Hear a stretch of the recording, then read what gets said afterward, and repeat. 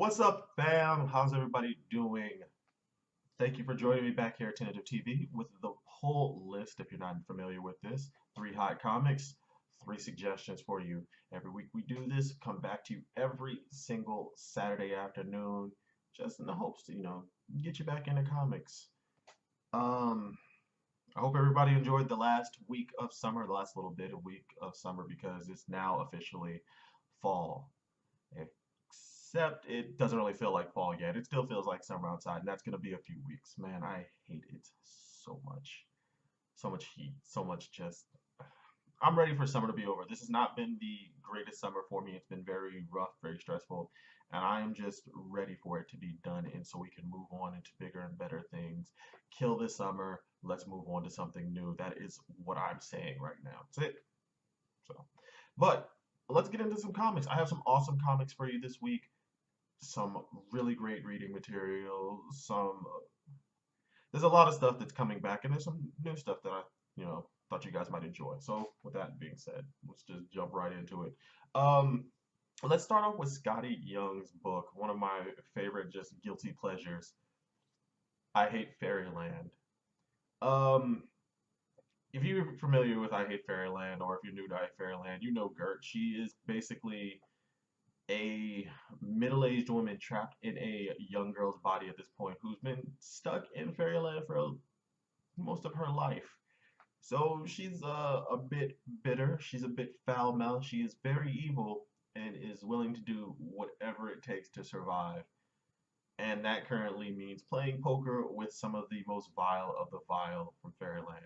You got your archetypes, you got your dark wizards, your witches, your demons, your ghosts, all of those. Those are the people she is currently playing poker with, and it's not a good look for her. Most of this issue, though, is it takes place in her magical bag of holding. It's got a lot of movie references in there. If you remember Aliens, or Alien 2 for kids who don't know movie titles, whatever, there's a lot of references in here that you're gonna get, and you're gonna be like, oh man, this is so good. This is a fun book this week. Only for the simple fact there's no real major plot movement. It's just about Gert having a good time and just doing what Gert does. And if you can see the battle axe on the front, that's what Gert does best. Yeah. So I'm going to recommend this one. Definitely a solid read this week. So check that one out. Next up, another tie-in to the. All right, hold on one second. I'm going to pause before I do anything.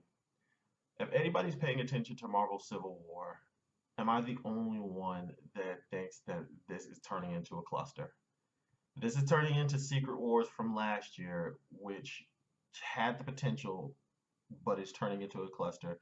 And I had a feeling that it was going to happen again this year with Civil War. It's like Marvel has great stories, they have great characters, and they have great solo event issues for our characters and everything. But when it comes to overarching these super events for every character or the entire universe, it's not like the most cohesive thing. They can't get schedules together, they can't get storylines that are great. It's just this giant cluster. I need them to next year take a step back, take like a huge step back. Maybe for the next year or two, don't do these giant Marvel Universe spanning events that affects everybody.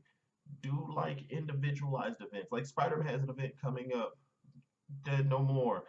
Do stuff like that. Stop doing these giant super cluster events that just cause drama. It's just an issue. But anyway, I got off on a tangent. Anyway, All-New Wolverine.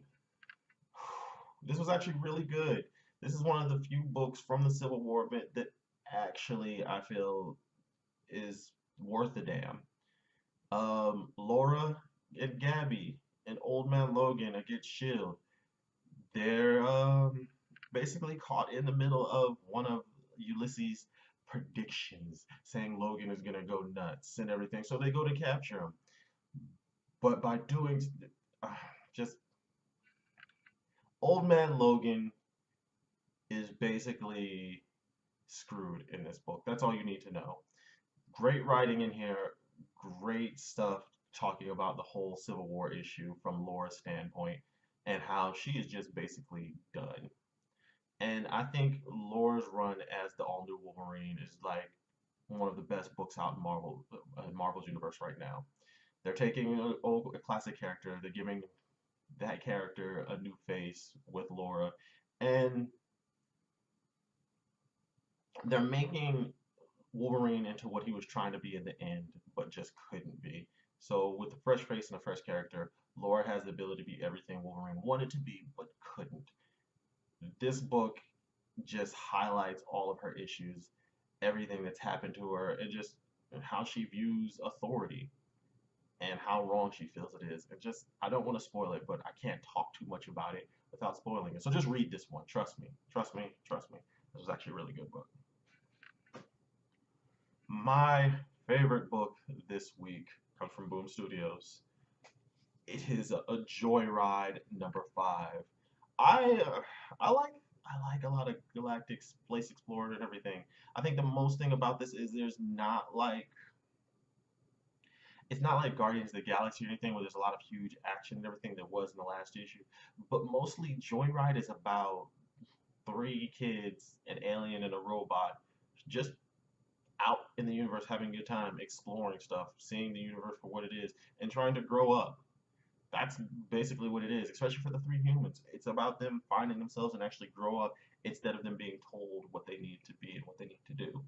DeWitt, Katrin, Uma, even Bot, they're all some great characters. I'm not a fan of the alien. He's not really like my favorite character. He just reminds me of the scientist from Lost in Space, whining and constantly conniving and everything. So he doesn't do it for me.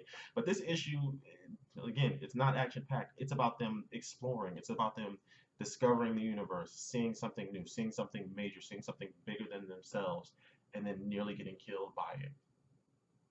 And sky turtles. There are sky turtles in this book. When you see them, you will love it. But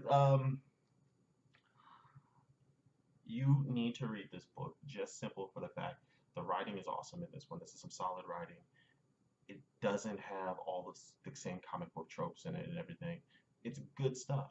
It's a it's kind of like a coming to age tale set in a galactic universe out to kill all universe galactic place where all humans suck.